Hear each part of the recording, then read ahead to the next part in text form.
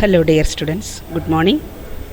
I am Dr. Elsie, Professor and HOD Pharmacology, Jubilee Mission, Medical College.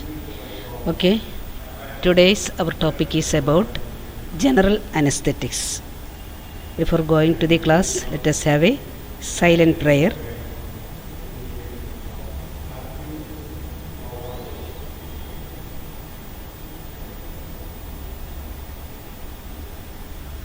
Okay, now you might have heard about anesthesia, isn't it?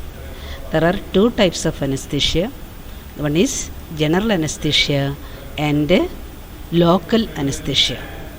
Now let us have some difference between these two. General anesthetics, the drugs used for general anesthesia is called general anesthetic, and the other one used for local anesthesia is called local anesthetics. And this picture shows the difference between these two. For example, in a site of action in general anesthesia is in the central nervous system, whereas local anesthetics in the peripheral nerves. Then area of body involved, whole body is affected, whereas in case of local anesthetics only a small area, restricted area where we had to do the surgery or any procedures, that area only is affected in case of local anesthetics. Consciousness is lost temporarily in case of general, but there is no loss of consciousness in local anesthetics. And the major surgery, general anesthetics are preferred and local anesthetics are not used. For minor surgery, need not use general anesthetics, but we prefer local anesthetics. Health aspect, general anesthetics are more risky than the local. With this introduction about this difference, let us go to the real class. Okay. So general anesthesia are the drugs causing reversible loss of all sensation in the body, especially pain and also consciousness. It is a reversible loss. It can be stopped. When you stop the anesthesia, that all sensation and consciousness will be regained. So the drugs causing this reversible loss of all sensation, pain and consciousness are called general anesthetics. What are the main features of the general anesthesia? It is reversible unconsciousness. Otherwise we can say it is deep sleep. And also pain relief, otherwise called analgesia. Complete skeletal muscle relaxation. Then only the surgeon can do the muscles should be relaxed, should not be rigid.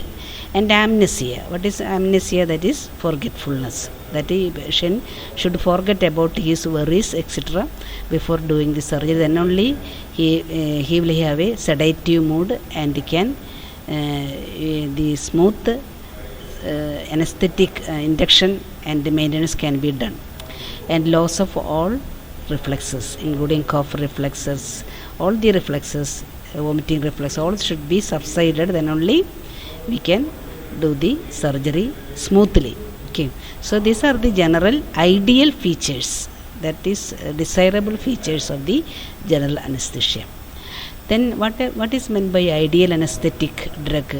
That produce all these features which we have already discussed of general anesthesia, and it should produce these effects rapidly, smoothly and with a wide safety margin. So far, but unfortunately there is no such drugs with all these characters in full-fledged form. So we have to depend on the balanced anesthesia. Balanced anesthesia means it is a combination of the general anesthetics. General anesthetics, there are two categories, IV and inhalation anesthetics.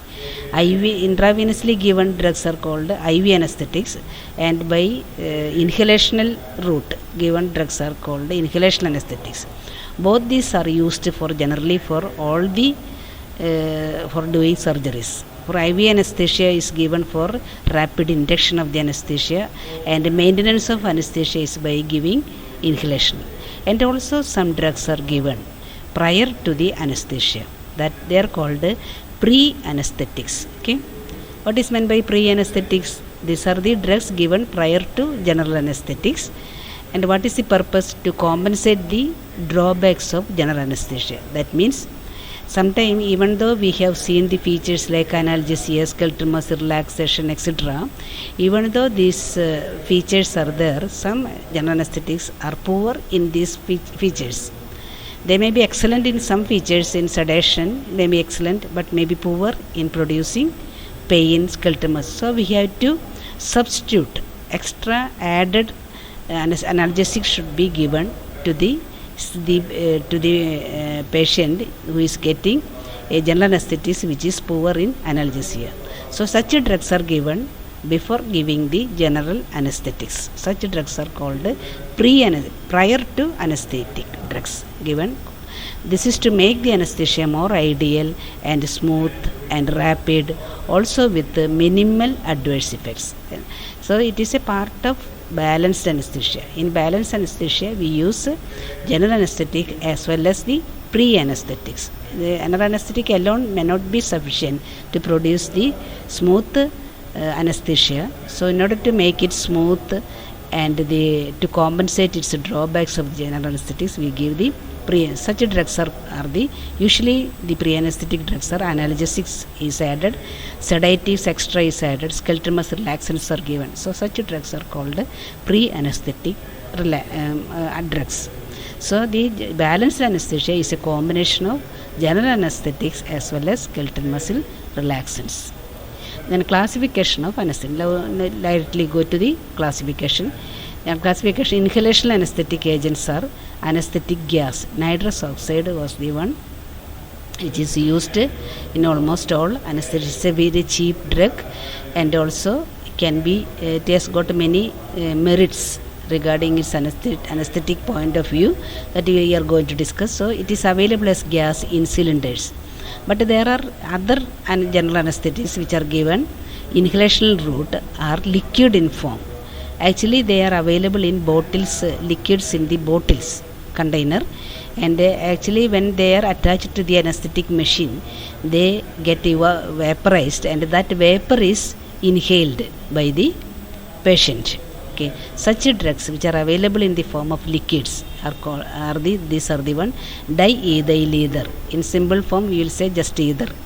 Diethyl ether, halothane, enfluorine, isofluorine, desfluorine, sevofluorine. Diethyl ether, halothane is the one, the other enfluorine, isofluorine, desfluorine, etc. are as a congeners of fluorinated halogenated anesthetic agents like halothane. It's a newer ones. Enfluorine, isofluorine and desfluorine are just like the properties like that of halothane, but they are better with less side effects. Okay. So this is the inhalational anesthetic agents. And now we have got intravenous, that also can be used as an general anesthesia. And under that we are getting faster acting drugs, otherwise called inducing agents. Inducing agents means which will produce anesthesia very fast. So inducing agent or faster acting drugs are thiopentone, sodium. There is one more, thiopentone, sodium is the full form, and propofol, etomidate. These are the commonly used ones as an faster acting intravenously given. These are drugs which are given intravenous, IV.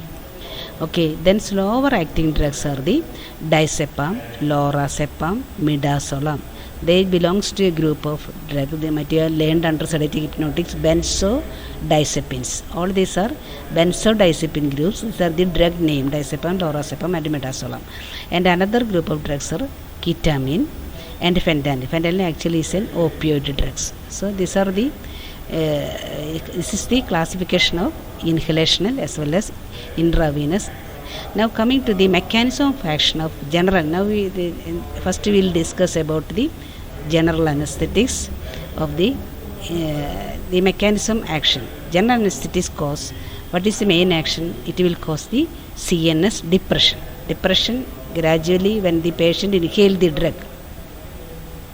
When gradually his CNS get depressed and he become unconscious and sensations are lost, etc. So general anesthetic, GA stands for general anesthetics, cause profound CNS depression.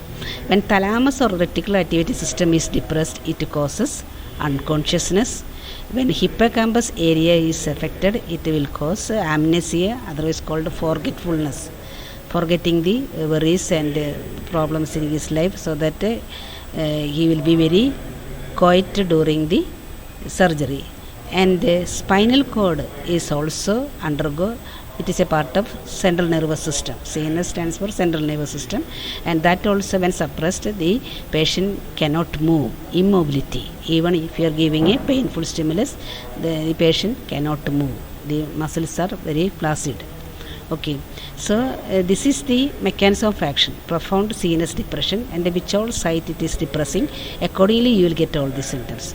But there is an intrinsic mechanism, how this anesthetic act, how they enhance the inhibitory activity. When the CNS is to be depressed, it is inhibited, so it enhances, it increases the inhibitory activity of GABA. GABA is full form gamma aminobutyric acid. GABA A receptors are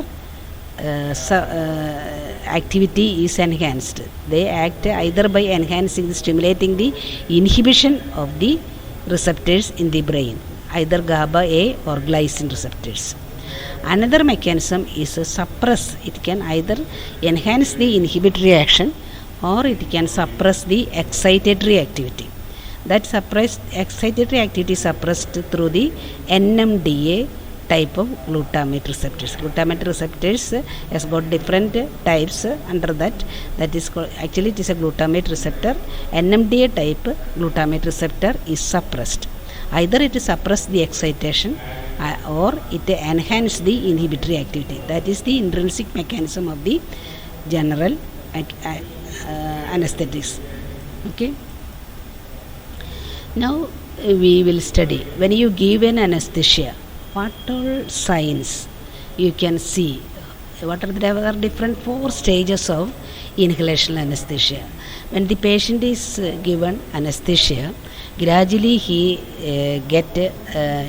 is going into CNS depression. This is a gradual action on the brain, and each stage, what all features is seen or signs and symptoms is noticed by a scientist called Gödel, and he studied these signs and symptoms of the different stages of anesthesia, was studied by Gödel, and by giving diethyl ether anesthesia, because ether anesthesia is a very slow acting, so he could study each and every stage of inhalation anesthesia, and he described it under 4 stages of inhalation anesthesia. In the first stage, that stage is called the stage of analgesia. That is initial stage when the patient start inhaling the drug. What is happening is that his pain sensation is lost, progressively abolished, removed, but at the same time his consciousness is not abolished. The patient will be conscious, at the same time he may not feel any pain. So this is the initial stage of by taking the drug by inhalation. So at the same time all other functions are normal and only pain is lost. This stage, that is initial stage, alone can be used for doing certain small short surgical procedures which are painful procedures. So pain only is released, is removed, whereas all other functions and consciousness is present. And that is the stage 1 of the stage of analgesia. That is the first stage of anesthesia. And the second stage of anesthesia is called the stage of delirium. That is, after this stage is brought up, the next, when the patient continuously inhale the drug, when he inhale more of the drug, next stage is called the stage of delirium. During this stage there is loss of consciousness, and not only that, even though the consciousness is lost, the patient is in an excitement mood. He may shout, cry, or some kind of violent behavior can be noticed.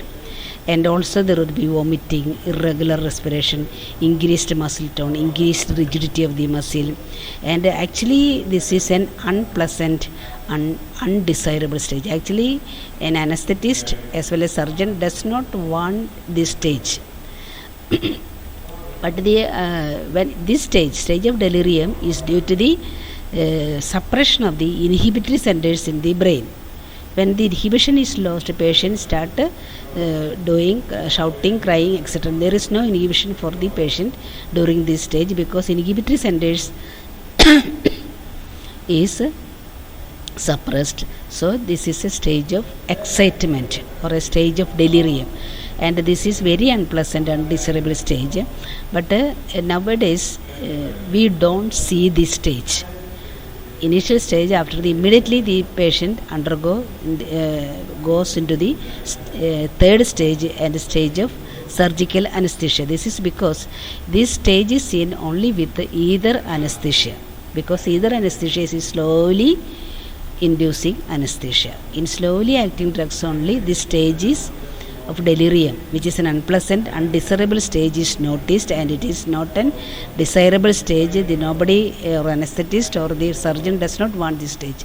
But luckily we have got other drugs which is very faster inducing, means they will immediately after giving the drug, inhaling the drugs, after the stage of analgesia, they may immediately go into stage of surgical anesthesia. That is, stage 2 is covered by fast acting drugs. So we cannot observe the stage 2 luckily in case of drugs which cause faster acting drugs. So stage of surgical anesthesia is the third stage. This stage is actually subdivided into 4 planes depending on its respiration, eye movements, etc. And there are 4 different planes. Suppose these different planes you need not know, but actually know what is happening in this stage of surgical anesthesia. That is, here respiration and muscle tone is normal in the beginning. I told you, is irregular respiration, increased muscle tone is seen in stage 2, stage of delirium or stage of excitement. But when the patient take more of the drug, he will immediately reach the stage of surgical anesthesia, and respiration and muscle tone is normal in this stage in the beginning only. But when he takes more of the drug, the anesthesia passes into the deeper planes. What happens? Respiratory depression scene.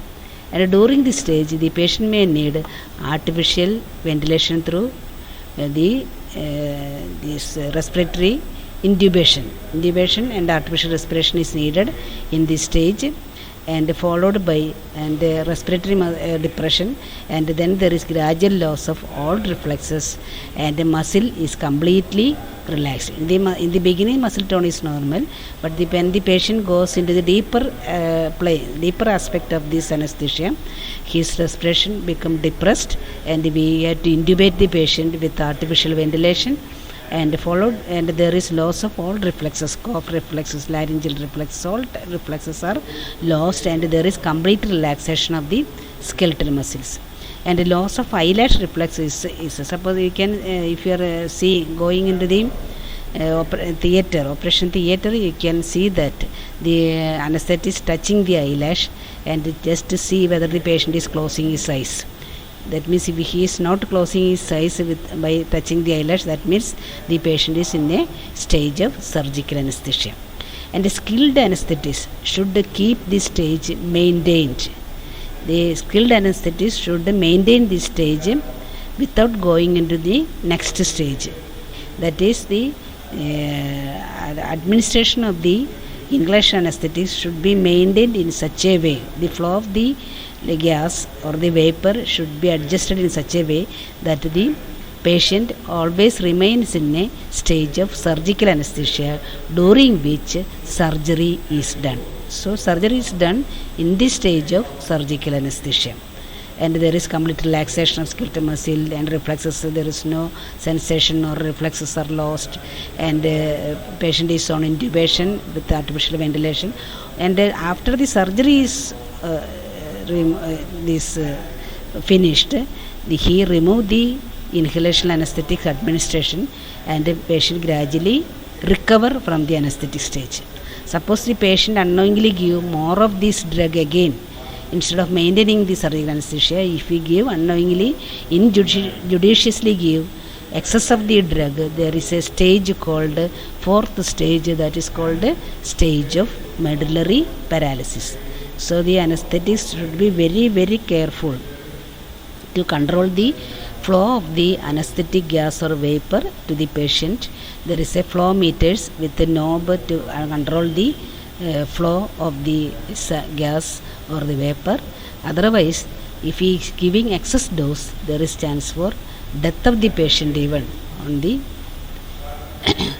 the stage is seen only with overdose. There is a severe medullary depression, complete stoppage of breathing, and circulatory failure, and death may follow.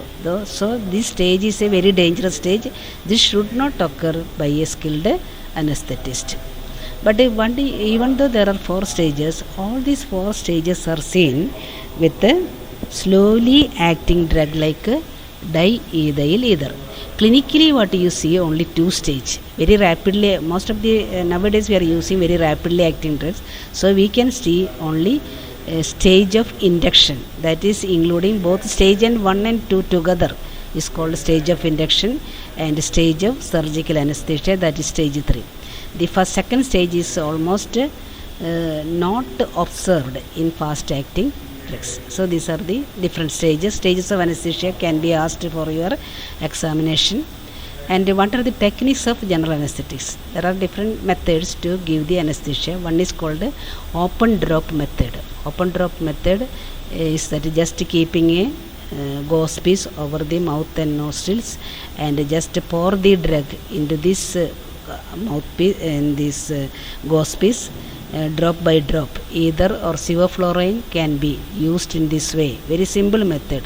No need of any equipments. Anesthetic equipments is not needed.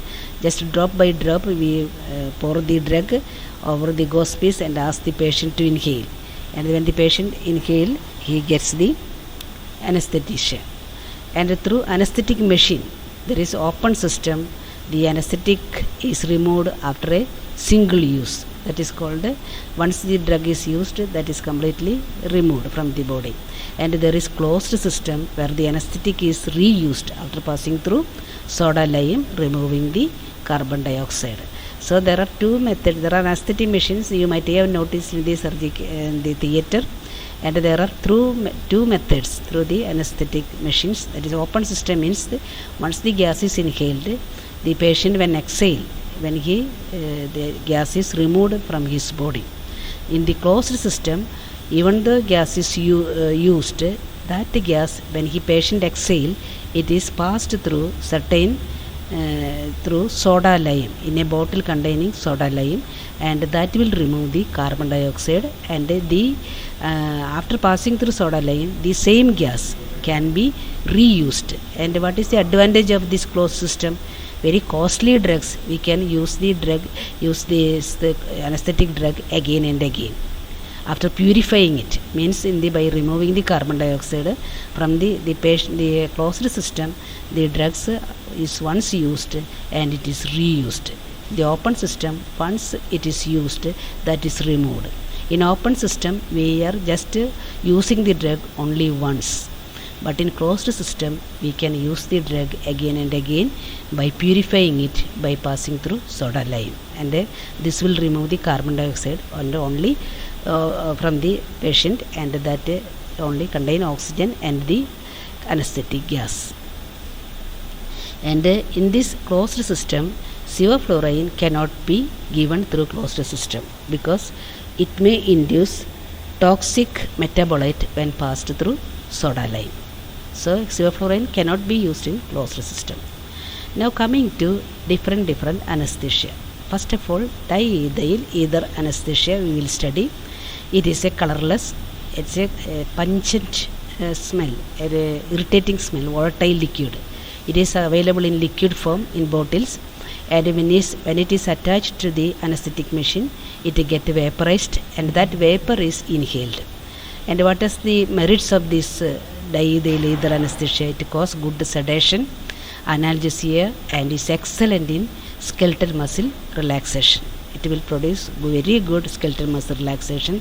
As a result, in the pre-anesthetic medication, you need not give any additional skeletal muscle relaxants. And blood pressure, respiration are well and maintained while giving diethyl ether. There is no cardiovascular side effect, and very easy to administer, and even by open drop method also possible. Okay, but at the same time we should know what are the disadvantages of this type of diethyl ether. One is its vapors are highly irritant and cause marked salivation, severe salivation and secretions, and that secretions may be taken into the lungs and later can causes the infection and aspiration pneumonia. That is a very great disadvantage of this diethyl ether.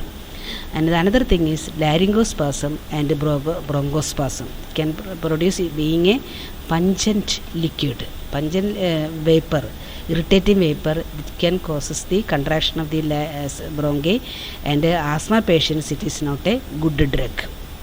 And after the surgery there is chance for vomiting, because this drug, as I told you, very slowly acting drugs. So stage 2 unwanted effects are seen with this diethyl ether. And another demerit is it is a highly inflammable. It may catch fire with diathermy instruments. Hot instruments is used like cautery, diathermy, etc. These instruments may get, when they are used, there is chance for getting catch fire, because it is a highly inflammable vapor. Okay, so we have to be careful while doing such procedures. So even though it can produce good sedation, analgesia, excellent skeletal muscle relaxation, it has got many demerits. That is why nowadays it is not much used.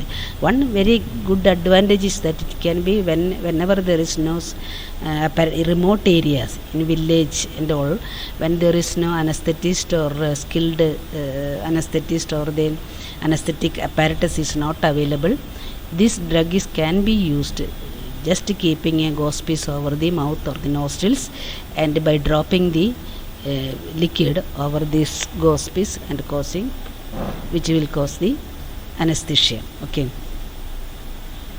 now that is all about diethyl. Nowadays it is not much used, very slowly acting drug. And next about halothane anesthesia, let us study its merits. What are the merits? It is a colorless volatile liquid there is no irritant odor, whereas in case of ether it has gotten irritating drug because of its pungent smell. This is a very comparatively it is a good sweet odor. There is no irritation. Vapor is non-irritant and non-inflammable, does not catch fire, and it is potent anesthetic, excellent sedation and hypnosis, very good sedation. In case of ether, it is good skeletal muscle relaxation. So in excellent sedation and hypnosis means that is deep sedation. Hypnosis means deep sedation. So there is no need of adding sedatives in as a pre-anesthetic drug. And induction and recovery fast. Unlike BGPC is a blood solubility that will indicate, in case of either it is 12, here it is only 2, means that is does not look into this BGPC, that is not needed for you. Just understand that induction and inducing the anesthesia and onset of anesthesia, and after stopping the administration, recovery also very fast and smooth with halothane. That is a very good advantage.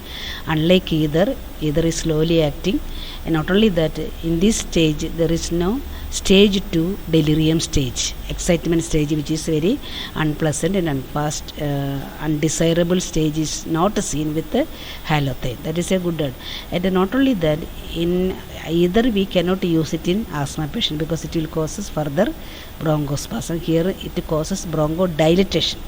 When bronchodilation is there, there is good for asthma patients. These are the merits. Now let us see what are the demerits. Even though it is a good sedative, analgesia and skeletal muscle, like SK stands for skeletal muscle relaxation, is not sufficient, otherwise it is poor. So as a pre-anesthetic we have to give other drugs like analgesic, skeletal muscle relaxation is to be added, and it has got cardiac depressant. It will may reduce the heart rate, BP and cardiac output. In that situation we have to keep ready, yet inject the drugs which will increase the heart rate, BP, etc. we have to give. In addition, it is the tray, emergency tray should be kept there with all the drugs which will increase the BP and heart rate, etc. And it may also cause cardiac arrhythmia. So antiarrhythmic drugs also should be kept in the emergency tray. Whenever there is arrhythmia, this antiarrhythmic drug is to be given, and it is possible with halothane. And its metabolic product may cause liver toxin. Usually the drugs, anesthetic drugs, inhalational drugs, when they are after inhalation, when the administration is stopped, it is exhaled out and there is no effect in the liver. But in case of halothane, it is partly reaches the liver and get undergo metabolism, and this metabolic product may cause damage to the liver, causing hepatitis. And halothane also increase the cerebral blood flow and intracranial tension. So the brain surgery doing, you have to be careful because it may increase the intracranial tension, ICT. And marked uterine relaxation may cause PPH. The uterine muscles are get relaxed, and if it is used in cesarean section and all, it may cause severe relaxation of the spelling. I am sorry, this is uterine, uterine, just correct it. Uterine relaxation may cause PPH. What is PPH? Postpartum hemorrhage. Because the uterine muscles when relaxed, the arteries not get constricted, but the muscle does not cause constriction of the blood vessels passing through the uterine muscles. Therefore, after the surgery or cesarean section, the patient, the muscle is flabby, and that will does not cause the constriction of the blood vessels, that may lead to increased blood flow. That is called the postpartum hemorrhage. So because of the marked uterine relaxation, there is chance for postpartum hemorrhage. Okay. So halothane is a fluorinated halogen fluorine is there in the halothane, but since halothane has got many side effects, nowadays newer drugs with fluorinated anesthetics are available. They are enfluorine, isoflurane, desflurane, sevoflurane. Now let us go into some of the features of this.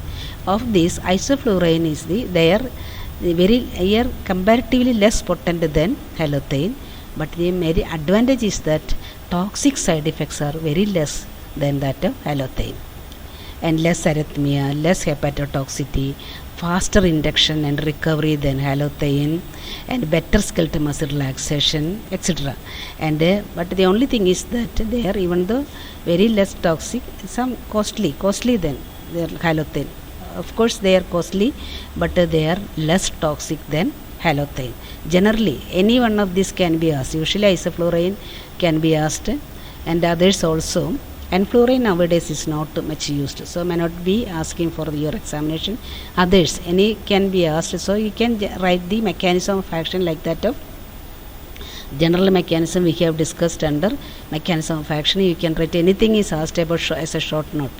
You can mechanism of action write. You can also write about the halothane, because this action is in effects are like that of halothane. The other properties are this: less potent than halothane but less toxic, and all these are you can add. In addition to that, you can add some special features of this drug, special features of isoflurane. This is the one preferred in neurosurgery, because unlike in halothane, it does not increase intracranial tension, Not only that, coronary circulation is well maintained, therefore safe in myocardial infarction patient, heart attack patients. It is safely can be used, and it is maintained the stable cardiac rhythm and cause less arrhythmias. Another advantage. That is about special features. All other features are like that of halothane, and all this you can additionally you can add under isoflurane. And what about desflurane? It is the fastest acting among the inhalational anesthetic, fastest acting anesthetic, but vapor has got a pungent odor like ether.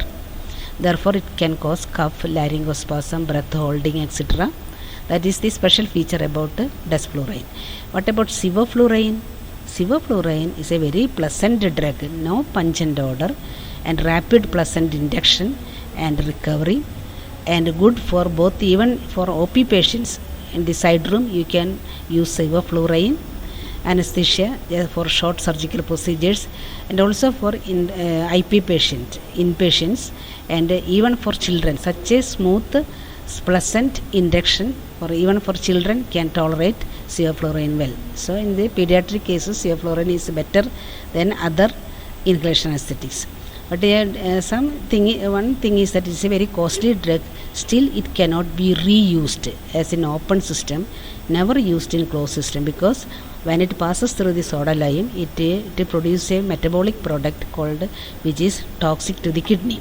So toxic because nephrotoxic metabolite is formed when passed through soda lime. Okay, therefore it is sevoflurane is good in all other way. Only thing is that it cannot be reused.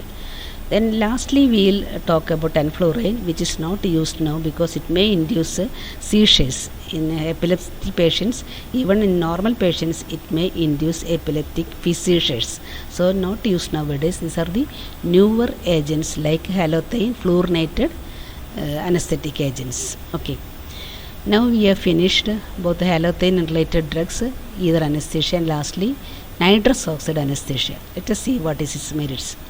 This is a colorless, non-inflammable gas with a sweet smell. Very smooth induction can expect, smooth and rapid induction and recovery, and excellent analgesic action.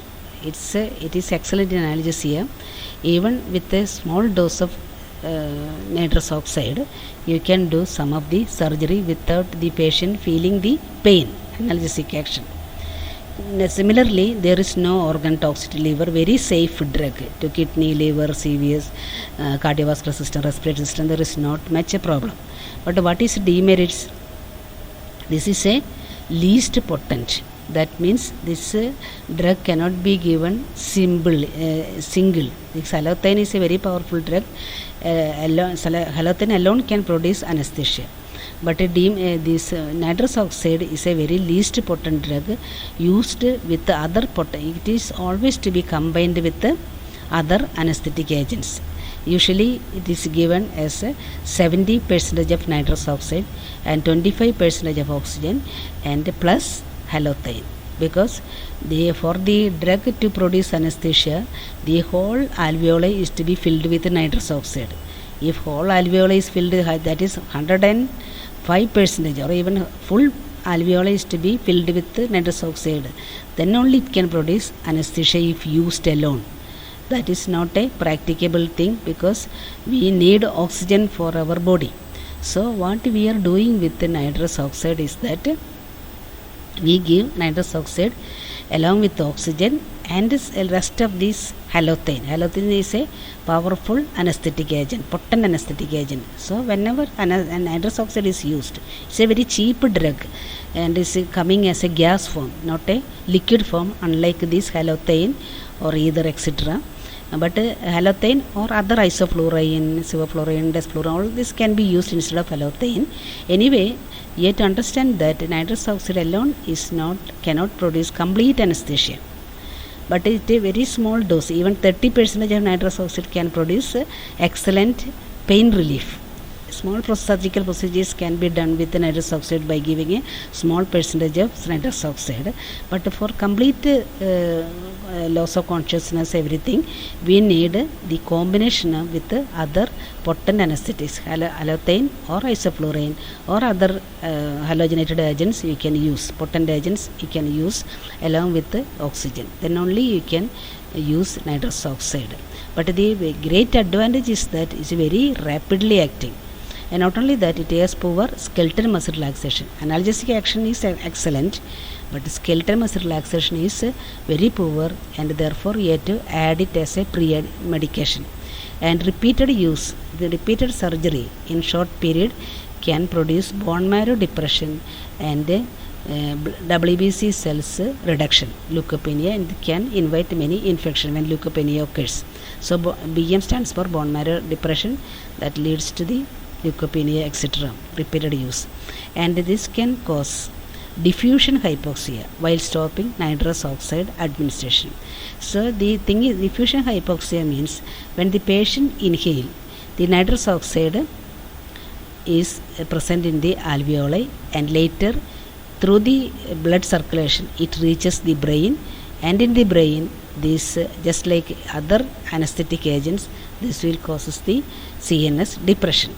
But when you stop administration, since the drug is very fastly produce recovery, they will soon reach the alveoli and fill the alveoli very soon, and that may cause some deficiency of oxygen content, because the alveoli, when you stop the anesthesia with nitrous oxide, from the brain there is a backflow of the nitrous oxide gas into the circulation, later into the alveoli it reaches and is removed out, it is exhaled out. But when it suddenly, since it suddenly reaches the alveoli become full of nitrous oxide without oxygen, that may produce some problem for the patient. So in order to avoid that, when you stop the anesthesia, you can prevent the diffusion hypoxia by giving 100% oxygen with high pressure. So you can see this in your theater. You can see that the flow meter of the nitrous oxide is when you stop the flow of the administration of the nitrous oxide, you can see this anesthetist increasing the flow meter level of the oxygen with the high pressure. High level of oxygen is given, so the patient get oxygen even though the nitrous oxide reaches the alveoli. Along with that, the patient is getting oxygen also. So the diffusion hypoxia can be prevented by giving 100% oxygen with the high pressure. Okay, now that is about nitrous oxide. And now we will go to IV anesthetics. That also is a general anesthesia. What is the advantage? It is no need of any anesthetic apparatus in this case. Here the very quick onset of action, and when you give into the arm, it will reach the brain within 1 to 5 minutes time, and immediately he get the anesthesia. So easiness administration, that is the one advantage, no need of machineries. But the disadvantage is that it has got a short duration of action, because that is called rapid redistribution. That is, when we give the drug into the vein, it will be first reaches the, immediately it will reach the brain, and after that it will distribute to other areas. So when it reaches the brain, it will produce the anesthesia. From there it will be spreading to other areas in the body, and that time the concentration in the brain may decrease and the effect is lost. That means it has got a short duration of action. Whereas in inhalation anesthesia, you can continuously give the drug by gas by using the machine. But here, once you have injected, there is no not continuously is administered. The drug effect will remain only for 10 to 15 minutes. So long lasting surgery cannot be done with IV anesthetic alone. But what we are usually do is, IV anesthetics are used for inducing anesthesia in the initial stage to get the immediate effect of the anesthesia. After that we give the inhalation anesthetics. So initially IV anesthetics are given for getting the anesthesia, then the maintenance of anesthesia is by inhalational anesthetics. And another problem is that there is no control over injected drug, unlike inhalational. Once the inhalational drugs are given, we can control the flow meter and reduce the dose. But once we injected, in case of anesthetics, there is no control and there is chances for toxicity more than that of inhalation, because we cannot control once injected, control the drug, and may produce toxic metabolite. Since it is injected into circulation, it may reach the liver and undergo metabolism, and the metabolic products may cause the toxicity. So these are the general concept about this IV anesthetics. And now we will learn about thiopentone sodium. Under that drug we have seen in the classification thiopentone sodium, propofol and etomidate mainly, and slowly acting or diazepam, etc. So advantage of quick onset, within 20 seconds you get the effect, and short duration. For short duration the effect is there, and there is no cardiac arrhythmia, no bronchial irritation, no bronchospasm, etc. But the demerits are persistent CNS depression lasting for 12 hours. That is, even though the patient has recovered, the complete removal of the drug take about 12 hours, and there may be persistent from the body, that is, a persistent CNS depression is there, because the drug remain in the body for a longer period. In case of inhalation anesthetics, once the inhaled and exhaled, the drug is completely out from the body. But in case of IV anesthetics, it can remain little more time in the body. As a result, there will be a hangover, drowsiness, fainting can be seen in the post-operative period, and the drug cannot produce effective analgesia and skeletal muscle relaxation. So we have to give other analgesic and skeletal muscle relaxants when you are using thiopentone alone. And while giving intubation, I told you, for artificial ventilation you need intubation, and that time there is a chance for laryngospasm, and mainly used for as an inducing agent prior to inhalation anesthesia. Initially we give thiopentone sodium followed by inhalational anesthetic agents, and as an inducing agent is the main use of the thiopentone sodium. And also for short procedures, for changing the burn cases, you know that when you change the dressings on a burn patient, is a very severe painful effect, and you give the anesthesia can be given so that the patient's sensations are lost and he may not feel that much pain. And a bone fracture, this symbol is for the fracture. If you want, you can write fracture bone reduction. Whenever there is a fracture of the bones and it is to be reduced, corrected, it may need only few minutes. So such short procedures you can use thiopentone sodium. And the another thing is that you have to be very careful when giving intravenous. The intravenous anesthetics are given intravenously, but if it leak out, if you are not careful, the drug may leak out into the surrounding tissues, and in the vein itself, if you are not giving slowly, you have to give the drug very slowly. If rapidly given in large concentration, that may cause a inflammation of the vein itself, that is called thrombophlebitis. And if it leak out, it may cause necrosis and death of the damage to the surrounding tissue. And that is the caution you have to take while giving thiopentone sodium. Next drug is IV propofol. That is, actions are like thiopentone, but it has better profile. Better profile, spelling profile, better than the thiopentone sodium, because faster onset of action than that of thiopentone and faster recovery. Okay. CNS depression is less marked, no fainting attack. That is, even the thiopentone sodium, its effect lasts for about 12 hours, and there is chance for drowsiness, fainting. There is no such thing in case of propofol. Large dose, you have to be careful giving the correct dose, or large dose may produce marked respiratory depression. And in patient with allergy to egg, this drug is better avoided, or there is severe allergic reaction is possible. And clinical uses are as an inducing agent due to rapid action, And for surgical procedures like that of thiopentone, same procedures you can write. And this is a drug of choice for sedating intubated patients, ICU patients for sedation, giving sedation.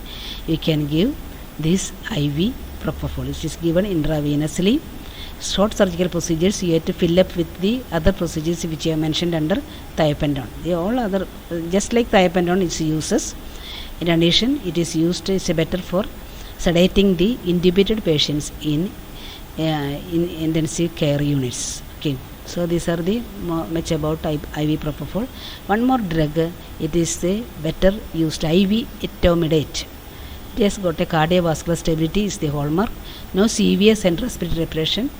Decrease the cerebral blood flow and decrease intraocular tension intraocular, that is in the eye. Pressure in the eye and the brain is very much decreased and is convenient for the brain surgery and ophthalmic surgery, etc. And decrease and its side effects and action is like that of short surgical uses, short surgical procedures. And even while doing the surgery in the brain and in the eye, okay, it is very good. It has got a cardiac problem is very nil with IV etomidate. But the only thing is that it has side effects. S stands for side effects. It can cause muscle rigidity. Complete relaxation is not seen, and the patient is slightly restless, and nausea, vomiting may be seen during the post-operative period. So these are the main drugs used in the. And now IV diazepam, very much used. It belongs to BZDD, means benzodiazepine group. It has got many merits. It produces deep conscious sedation lasting for about 6 hours. Good memory is lost, amnesia, good forgetfulness, and good skeletal muscle relaxation.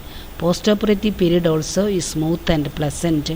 Has large therapeutic index. That means this is a very comparatively safe drug. Even if you are giving a large dose, the patient will not get any dangerous outcome. And respiratory and serious depression is very less. And even if you are giving very large dose, it can be reversed by a drug called flumazenil. These are the merits. And what are the demerits?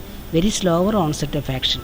Analgesic action is not there, so you have to add analgesic drug when you are using IV diazepam. And the another caution is to be taken when it is to be given very slow IV infusion over 5 minutes.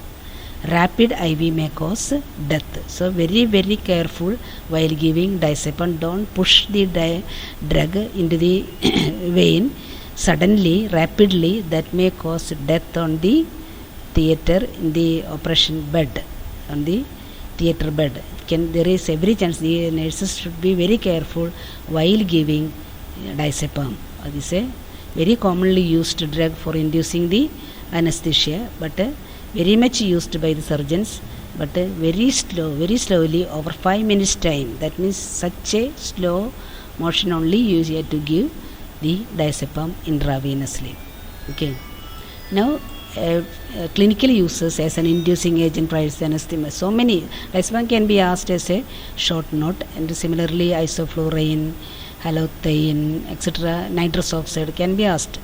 And short surgical procedures are endoscopy, angiography, fracture bone reduction, and as also as a pre-anesthetic medication for getting good sedation for the patient. And other uses are, it is also good for as an anxiolytic agent, anti-epileptic agents. All these are the, and rectal diazepam is used. These are the uses of diazepam in general. In a febrile patient, children getting febrile convulsions during high fever, there is chances for convulsions due to the brain, since brain is affected. In that situation, you can give diazepam tablet kept in the rectum. So rectal diazepam also. So mainly these three are the uses as an anesthetic agents. Others are used as an other situations context, that is as an to reduce anxiety, to reduce the epileptic attack, and also this febrile convulsions are the some of the uses. And another drug like diazepam is another drug is midazolam. Midazolam is like diazepam, its action, uses, and its advantage is that over the faster and shorter action, no pain at the site of injection when it is given as intramuscularly. Clinical uses are same as diazepam. It is little more faster acting. Okay. And now coming to ketamine. Ketamine is a dissociative anesthesia to produce dissociative feeling. The patient is not losing the consciousness, but the patient is in a dreamy stage. You can say like that. It will produce very good analgesia and forgetfulness. Now, other advantages are no respiratory depression, no bronchospasm, heart, BP, everything is increased. Actually, BP is lost, reduced in case of other general anesthetics, but in case of ketamine, it is increased. Very good symptoms, desirable feature, and clinical uses are it is good for low BP patient, hypovolemic patients, decreased cardiac output patients because it will increase the cardiac output, heart rate, BP, etc. And asthma patients because there is no bronchospasm. And for painful burn dressing and short procedures like angiography, cardiac catheterization, etc. And the disadvantage is that, demerits is that it can, when the patient recover from it can produce a kind of peculiar syndrome called emergence delirium. The patient may shout because of he may see nightmares and he may see hallucinations, visual hallucinations and auditory hallucinations. He will see or hear some unusual things in his, even though it is not real. He get many things are going to attack him, like that's that feeling, and some nightmares, fearful. This sleeping, that is, and the nightmares are obtained, and that condition when the patient recover, he may get all this, and it will increase the intracranial tension, intraocular in the brain surgery, and ocular surgery. It is not a very good drug and may cause nausea and vomiting. That is why this drug is always given in empty stomach. Okay. And poor skeletal muscle relaxation. So you have to add skeletal muscle relaxation in addition to ketamine. So ketamine is a very good drug in the hypovolemic patient, asthma patients, and very good analgesia and sorts of all these are. But you have to keep in mind when the patient recover, you have to be careful. You have to make an atmosphere that the very with subdued light and calm, quiet sick room. You have to keep the patient there, and it will reduce the nightmares and dreams. And fearful dreams are called nightmares. All this can be reduced if your nursing care is there, very good nursing care. So these are the about ketamine. Anesthesia also is maybe asked. And fentanyl, it is actually a opioid analgesic drug, and alfentanil, sulfentanil, sufentanil, all these are you might have learned in your opioid class. But here the fentanyl, here it when you inject fentanyl as an intravenously, the patient is conscious, very cooperative, unlike not in a dreamy stage. In ketamine, the patient is in a dreamy stage as if he is dissociated from the surrounding. But here the patient is aware of the surrounding and the surgeon can ask questions. Only thing is that the patient remains only drowsy, but no loss of consciousness. And demerits are serious and respiratory depression, just like any other opioid drugs. Increase muscle tone, chest wall rigidity is there, post-operative nausea and vomiting is more with fentanyl. And use of fentanyl, all these are pre-anesthetic medication to relieve post-operative pain, very useful for very good analgesic. And it when compared with the droperidol, is a neuroleptic antipsychotic drug. It is can be used as a it is called a neuroleptic analgesia. The patient become more calm and quiet when combined with the neuroleptic or antipsychotic drugs actually. So patient get a good calmness. And neuroleptic anesthesia is there if he is combined with these two along with the nitrous oxide. So there are different preparation with the fentanyl. Fentanyl alone can be given or just like combined with the other drugs. Okay, that is all about the IV anesthetics. Now I told you there are pre-anesthetic medication. The drugs given prior to anesthesia are called. This can be asked as a separate question in your question papers. Drugs given prior to anesthesia or aims of pre-anesthetic medication to reduce anxiety and apprehension, to get amnesia of pre-operative occurrences. The patient is, if you read about his family problems, that will give forgetfulness, to induce forgetfulness, to get analgesic action. I told you, some anesthetic drugs are very poor in analgesic action. So in order to give as an additional requirement, he can give pre-anesthetic medication, anti-secretory and antivagal action, anti-emetic action. Drug used as pre-anesthetics are usually opioid. You will get a good pain relief. It will decrease the apprehension. It is usually given as injection, or morphine or pethidine are the drugs usually given for this purpose. It will reduce the fearfulness or the apprehension. Analgesia, good analgesia, smooth induction. Side effects are, it may depress the respiration and can causes meiosis and constipation. These are some of the signs. Meiosis means constriction of the pupil that may interfere with the proper diagnosis of the brain function.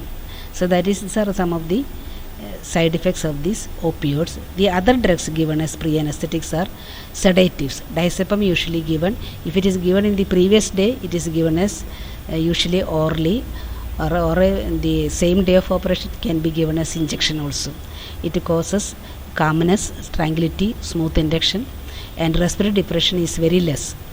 Side effects are, it may potentiate the BP fall, and if it is combined with other drugs, it by itself cannot does not cause respiratory depression. But if it is given with other anesthetic agent which will cause that may be potentiated by the diazepam.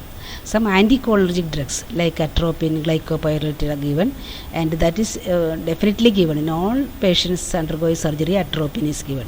Nowadays glycopyrrolate with the better profile and less side effects. Glycopyrrolate has got same action like that of atropine. And what is the purpose of giving atropine? It will decrease the secretion and prevent the aspiration pneumonia in patients. All the patients will get always one ampule. One ampule is 0.6 milligram of atropine in this ampule. 1 milligram atropine is given to all patients undergoing surgery. This is as a pre-anesthetic medication. Decrease the recursion, prevent bradycardia by antivagal action. And the side effects are, it may cause dryness and urinary retention after the surgery, and dilatation of the pupil can abolishes the pupillary signs. We cannot assess the brain functions if it is the pupil get dilated, because if the brain function is decreased, people get dilated. But the atropine itself can dilate the pupil, so it is difficult to diagnose the proper brain status. Okay, so that is some minor side effects of the anticholinergic atropine used, but still it is used in all surgical cases in order to prevent the secretions and later causing pneumonia. And H2 blocker, ranitidine or proton pump inhibitors, example pantoprazole, and these are used. Most of the patients may get gastric gastric acidity is possible, and this acidity can regurgitated, may enter into the esophagus, cause and later into the lungs, etc., can cause problems. So H2 blocker also is given. It will decrease the gastric acidity and gastric juice, and its regurgitation into the esophagus and lungs can be prevented, and also it will reduce the stress. Again, some spelling mistake, STRESS. So I am sorry that you get to fill it up as a stress. STRESS, stress ulcers due to gastric acidity can be prevented by giving H2 blocker. And some antiemetics, another drug given as pre-anesthetic is metoclopramide, ondansetron, and decrease the post-operative vomiting during the post-operative period. Nausea, vomiting can be. So these are some of the drugs given as pre-anesthetic. Now coming to your nursing care, take history of allergic reaction to any drugs which is we are going to give as a anesthetic agent, and allay anxiety by giving diazepam at a previous night, and IV fluids. Previous night of the surgery you have to give orally or injection diazepam injection or tablet. It should be given to reduce the anxiety of the patient for smooth conduct of the surgery. IV fluids, emergency tray kept ready to tackle emergency. In that you have to keep the drug which will increase the BP and heart rate, etc. If it is goes low, you have to inject into that, so that kept ready. And also like that, antiarrhythmic drugs, etc. is to be kept ready in the tray. So then monitor vital signs like BP, pulse, respiration, etc. Post-operatively, the nurse should be alert to check all this. If any problems seen, yet to inform the doctor. Patient must be encouraged to breathe deeply. The patient is encouraged to deep breathly. This helps the removal of anesthetic drug from the body. Patient should be monitored for complications like urinary retention, abdominal distension, respiratory depression, etc. And after ketamine anesthesia, especially patient should wake up in a quiet room with a subdued light, dim light. This will reduce the severity of emergence phenomena, emergence delirium, like fearful dreams, nightmares, and IGHT, nightmares and hallucinations. Okay, with that we finish our class. It's a very big chapter. We have learned about inhalation anesthetics, IV anesthetics, pre-anesthetic medication, and nursing responsibility. So go through all these at least 3 times. You just read today itself, and later when you repeat it, it will remain in your mind for a longer period. Okay, for examination it will be useful. It is a very condensed form of the class. This anesthetics is a very big chapter. Usually for MBBS students we take it for 2 or 3 classes, but 1 hour I have sum all these points. You can look at it. As I have told you, you have to write down in your notebooks and study for your examination. Okay, thank you. God bless you.